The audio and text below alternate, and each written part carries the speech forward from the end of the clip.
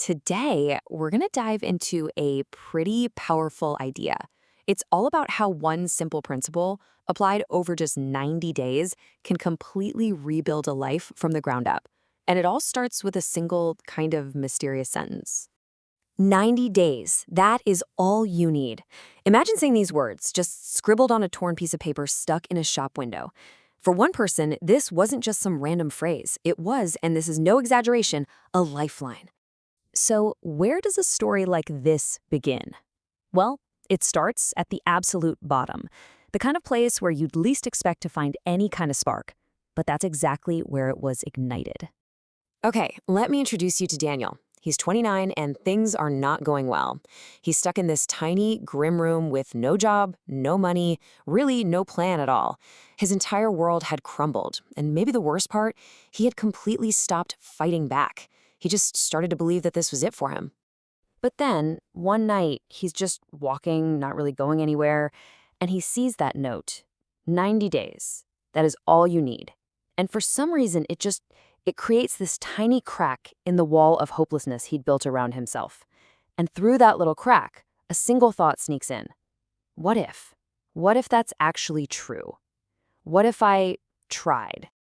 And that one little question, that what if, is what kicks off the next part of this journey.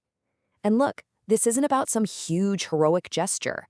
Nope, it's about the incredibly simple, unbelievably difficult, and totally essential art of just showing up.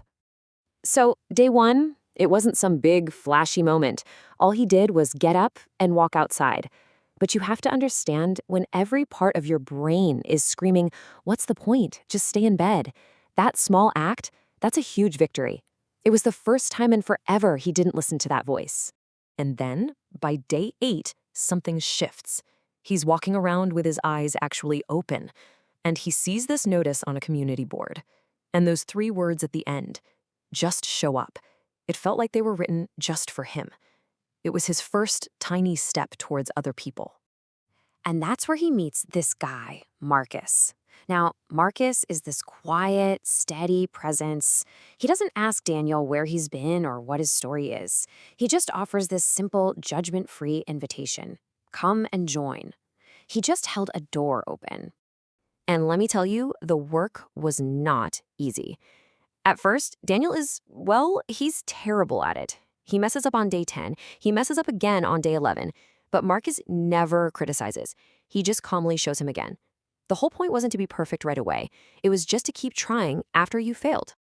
And then it happens. On day 12, Daniel finally gets something small right. And Marcus just looks at him and gives this single, quiet nod. That's it. But that nod, that little piece of earned recognition after feeling worthless for so long, it was more powerful than a standing ovation. It became his reason to come back the next day. Okay, so this is the part where all those tiny, consistent actions start to snowball, right? This is where just showing up starts to create real momentum and open up actual doors. Pretty soon, his reputation for just being reliable gets him a second gig. It's nothing glamorous, just early morning prep work for a food stand owner named Sarah. It's hard, invisible work, but it leads to something absolutely crucial. He gets his first paycheck. And man, it was not about the money. Not really. It was proof. Tangible, physical proof in his hand that he could do something of value, proof that he wasn't useless. But you know how it goes. Just when you start feeling a little bit of confidence, life throws a real test at you. On day 28, a local business owner named Ruth, on a recommendation from Marcus, by the way, offers him a real job with real responsibility. And instantly, that old familiar voice of doubt comes roaring back, screaming, "You can't do this. You're gonna fail." And Ruth, she doesn't mess around.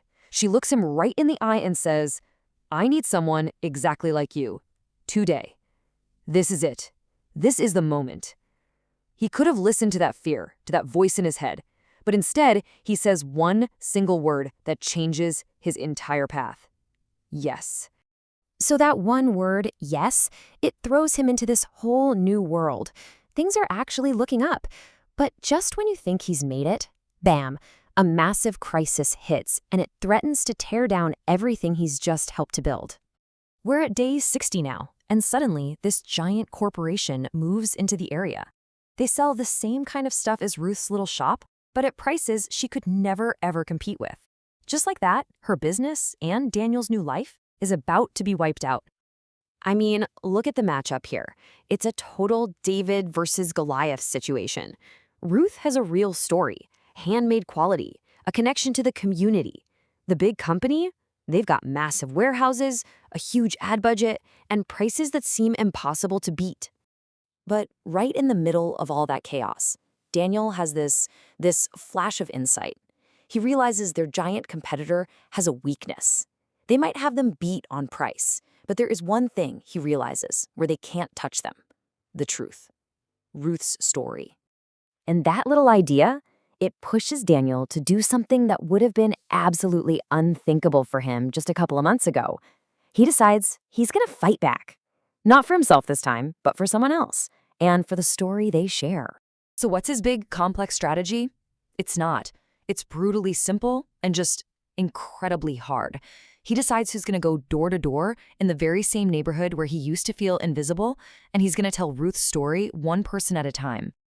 And that first day, man, it was a slog.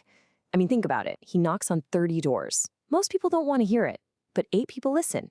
And out of those 8, 4 promise they'll stop by the shop. It's not a landslide victory, but it's not 0. It's enough. And as he keeps doing it, day after day, it starts to work. The community begins to respond. And later, Marcus just nails it. He sums up everything that's happened, telling Daniel, "You became someone that other people believe in." And the key part, he adds, "You built that by yourself, one day at a time." So, after all that, what does this story really tell us? What can we take away from Daniel's journey that we can actually use? Well, it all boils down to one core principle. This is it, the 90-day principle. It's not some magic formula. It is simply the decision to keep going, a decision you make once on day 1, and then you wake up and you make it again every single morning. Because what Daniel's story really shows is that all the things we usually think are essential, amazing talent, good luck, knowing the right people, they're not the main event. What truly mattered, what changed everything, was that one daily decision to just keep going. And that really just leaves one last question for you. This principle isn't just for Daniel, it's available to anyone right now. Your 90 days can start today. So, what is your one decision going to be?